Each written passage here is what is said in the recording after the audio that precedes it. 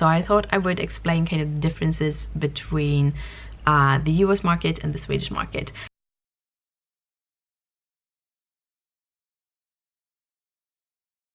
Good morning, guys. It is Wednesday morning and I have a real bad cold. Yesterday evening I started having a little bit of a sore throat, or midday, but it wasn't that bad. I was feeling it, but not so bad. But I have been waking up all night with this sore throat and it's just getting worse, and now I'm starting to get all stuffed. So yeah, I got a cold. Those things happen, so I'm gonna have to call in to the physio today and say that I can't come because of this cold, because training with a cold, especially with a sore throat, is actually really bad for you.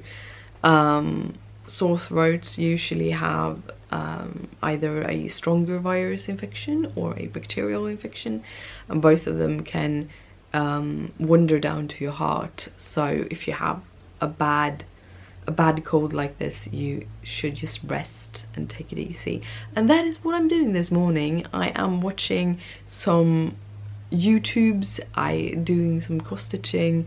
I think I'm going to sit in here and do some coloring later on, like in an hour or so, half an hour.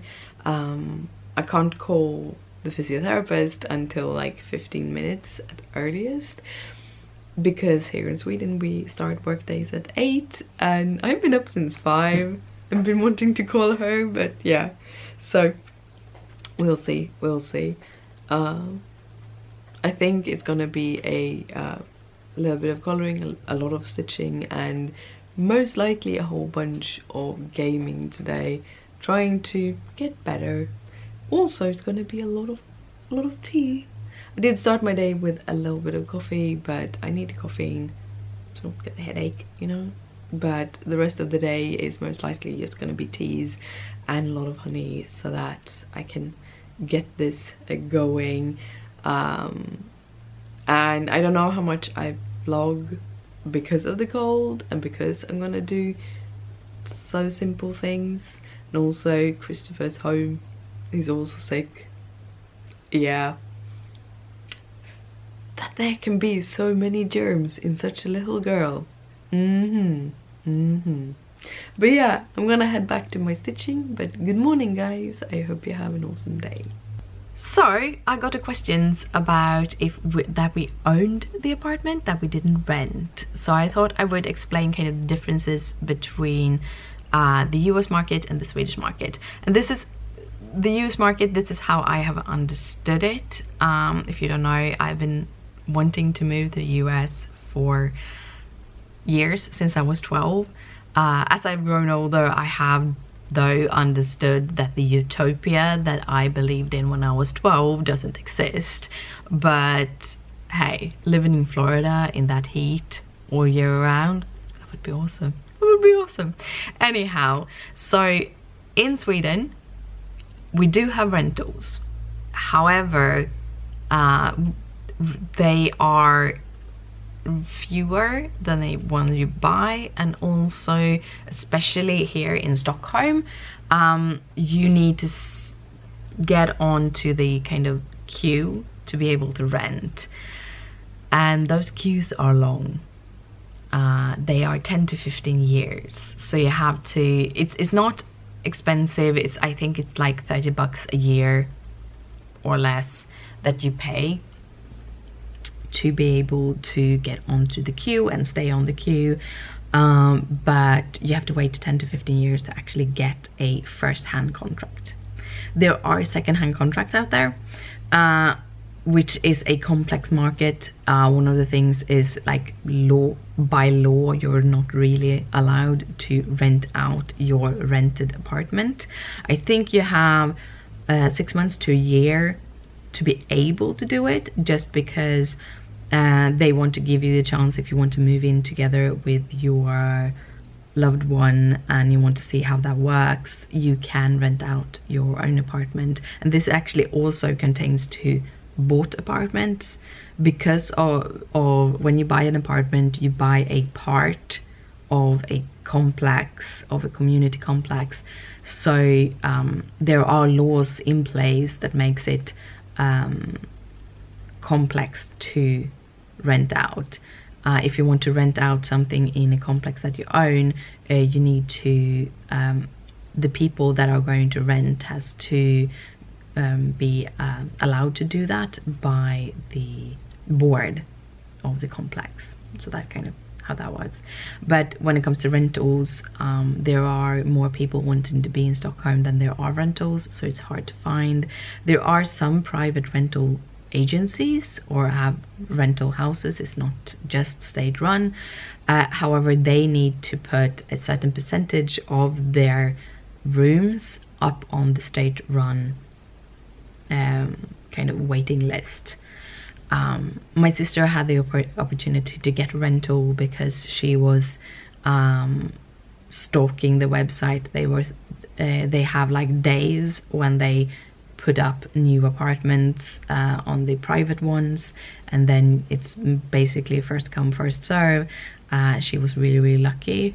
Today there are actually, when you are looking for an apartment that way, people actually have scripts to be able to put in all the data and present so that you try to come into the list. And because people are scripting these things, as a person that doesn't script things, it's very hard to get on one of those lists, so you have to stay on the other list. As I said, there are second-hand rental agreements. With those, you can be thrown out at any point, and also they're a little bit, they're not really supposed to rent out the apartments, or if it is like a year contract, because one is either going out of you can also get be allowed to rent out your apartment if you are going to work in another city for a year, or if you're going to go study. But yeah, it's really strict. So the rental market is very strict, but also the rental market doesn't contain houses. That's a big difference from the US and Sweden. We don't really have any houses you can rent unless it is vacation houses. And like I grew up on the countryside. I grew up on a island out in the archipelago, and my grandfather has like a little farming complex. They only do forestry and haven't right now, and haven't done animals as long as I have been alive, I think. So almost 40 years at least. But he has a bunch of small cottages on his lands that he rents out. However, he rents them on a yearly basis to people, so that they have a vacation place whenever they want to go. But yeah, so that's the only house you can rent. Really, if you want to have a house to live in, you need to pay for it. However, we paid ours with loans, which most people do. The loan interest rates in Sweden are very low at the moment, so it's more affordable right now. And also there's a big difference between how loans are set, or at least did set, on American people. I don't know if you have changed it the last couple of years, but I know that the loans have been set on the houses when it comes to you, which means that if you can't pay the your house, you can just leave it and it's the bank's problem. In Sweden, it's actually your problem. It's on you. You have to make sure that you can pay it back, and in case the market would fall and my apartment would be valued less than I borrowed on it, if I kind of can't pay my loans, I need to sell my apartment, and then the rest of the money I need to find somewhere else, because it is my responsibility and the loan is still on me. So that is how they work here. We do have loans, and we choose to buy this apartment because we didn't want to commute anymore. I bought my first apartment when I was 27, I think. I had lived in my grandmother's apartment that when she died it became my father's apartment, so I basically rented it from him, or I owned a certain percentage so I could use it, but it was me who paid all the bills and everything. And then I moved in with my ex-boyfriend, and he bought an apartment first, and then when we moved back to Norrtälje, the town there where I grew up,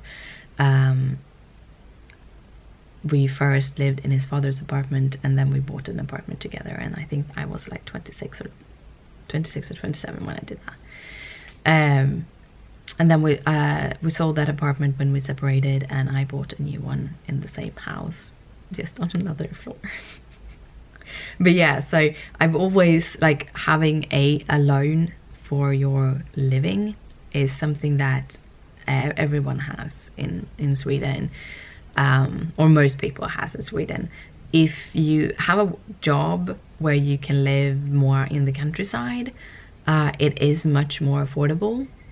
Like, the apartments in Stockholm are quite expensive when it comes to kind of Swedish. If you look at it from a Swedish point of view, this apartment was about $250,000 when we bought it. It is now valued at $350,000. So it's quite expensive. It's just 2 bedrooms, and then the rest in Sweden we call it a 3-bedroom. Or a 3-room apartment, because the living room counts as a separate room, but it's 2 bedrooms. But yeah, the space we wanted was a four Swedish 4 rooms or a 3-bedroom apartment, and right now that would be between $450,000 and $550,000 to get one of those, and it's not in the economy right now, but one day, well, I think I'd rather move to Florida or have a vacation home in Florida than actually have a bigger space. I don't know. I think so. But yeah, that was a very long spiel about kind of living here, renting and everything. If you have more questions about it, we can talk about it. I think living arrangements are kind of fun. The differences in different countries and all of those. But yeah, I'm gonna head back to my little corner. I think it's time to call my doctor or my physiotherapist and say I'm not coming in today. But yeah,